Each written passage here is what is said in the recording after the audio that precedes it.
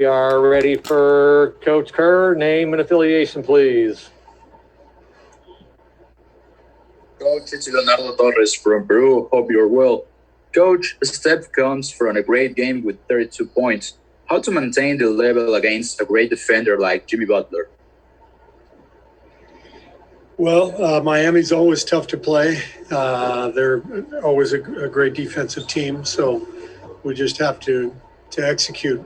Take care of the ball and make good hard cuts, set screens, play our game. What's the outlook for Eric Paschall with the wrist injury? Anything long term there? No, he's doing pretty well, making some strides. He won't play tonight, but he's day to day.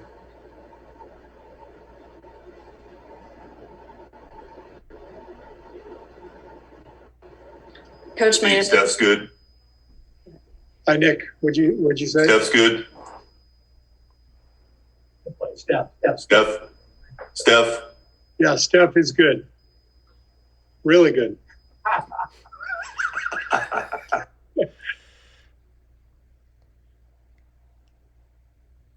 Steve, Miami is one of the more popular road cities. Saw on Instagram the weather was great.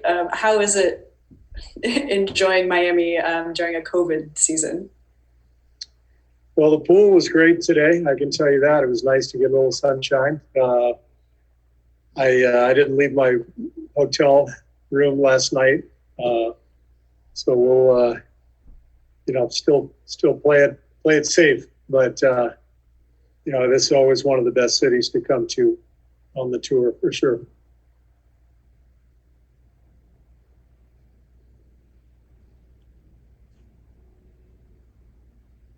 Victor, what was it like to finally have him around the guys, obviously in today's walkthrough?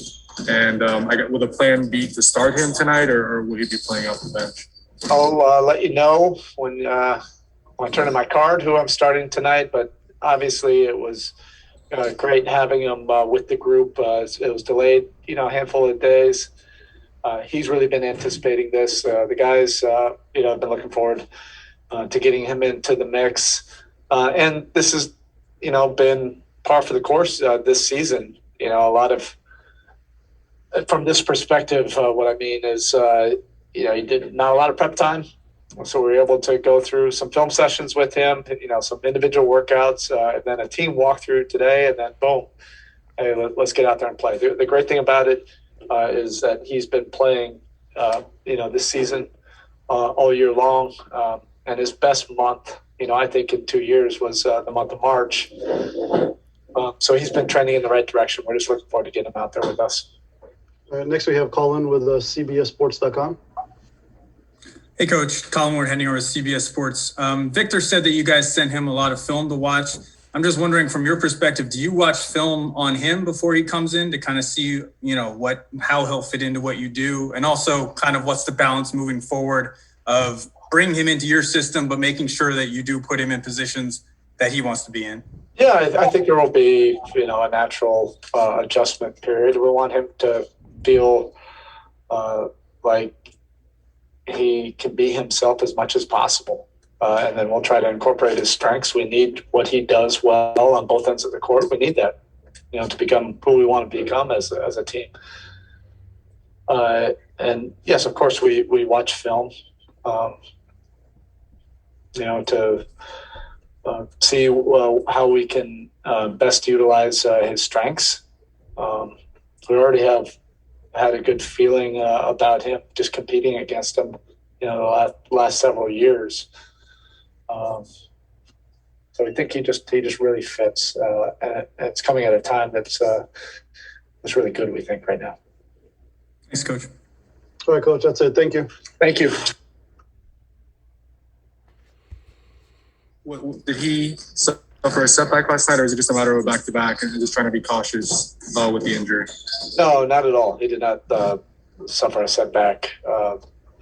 And this necessarily won't be the definitive plan moving forward, but based on how he felt and trying to scale him back up, we think this is the best, decision, for tonight. He'll be available, Saturday if everything moves forward in the right direction.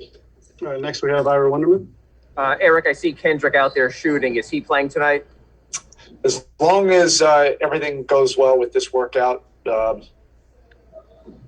and he was able to go through the walkthrough, which was a good sign, and he felt better than he did last night after that workout. And then I'm just curious your approach with Precious yesterday. I saw you played Demondre in the second half instead. What's sort of your approach there at backup center when it comes to using Precious or maybe going in a different direction? He's been learning everything, through a fire hose this year. And I think it's important to keep that all in perspective. I think if you look at this league-wide, this is what the rookie class looks like, without a training camp and without summer league and the whole player development programs that they typically get. He is a contributing player right now, for us in the rotation. Depending on matchups and how the game is going, it might be bigger, some games than it is in other games. So I wouldn't read too much into it. Last night, we just felt like it was a little bit better fit in the second half with Belly. Belly gave us some good minutes, but that could change tonight. Okay, thank you. And next up, we have Jason Jackson. Coach, first up, last night we talked a little bit about how well you guys have been playing defensively. Digging through some stats this morning, you're top in the league with these 18 games with holding your opponent under 100, 14-4 in those games. Top of the league in these 90s Pat Riley games. I'm sure he's enjoyed those with you. First of all, have you all talked about those? And then secondly, what do you like most about when your team finds that space right now? Yeah, we did joke about that. I figured that he probably enjoyed these last two wins, arguably as much as any of our wins this season, because they were throwback games. Who really had to grind and work for it and show some toughness and fortitude, to be able to get some stops and do it for extended periods of time. This is about our team embracing our identity, this season, and it's been a path for success for us. It's given us the best chance of winning games, and we have to continue to commit to that, get better with it, while our offense will continue to get better. To that point, in the first half, your starting front court struggled from the floor 0 for 12. Second half, 11-19. Anything particular change in that space last night? No. The guys are competitors, and they understand that there are a lot of different ways to impact the game and winning. Bam and Jimmy make so many different and Trevor made a lot of winning plays in that second half. And that's why these probably, to us, felt like throwback games, because they're impacting games with rotations to blockouts to deflections to multiple effort stop that leads to one of the 21 transition points that we had. All of that stuff is winning basketball. Bam and Jimmy were terrific in that second half. Jimmy was again really good in that third quarter.